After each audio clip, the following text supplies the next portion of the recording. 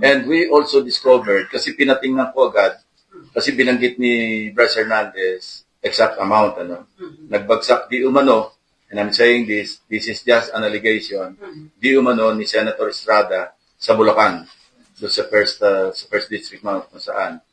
So pinacheck ko agad sa General Appropriations Act, kung meron bang insertion na nagkakahalaga ng 355 million pesos na intended para sa Bulacan. And we found one. Meron talaga insertion na wala sa House version, pero lumabas ito do sa after BICAM. So maliwanag na either sa Senate version or sa BICAM yun na insert. Now, we would like to find out, kasi alam niyo naman yung kalakaran sa budget deliberation dito. Hindi mo pwedeng matukoy. Ito nga yung lagi kong pinaglalaban na identify natin kung sino yung proponents ng mga amendments.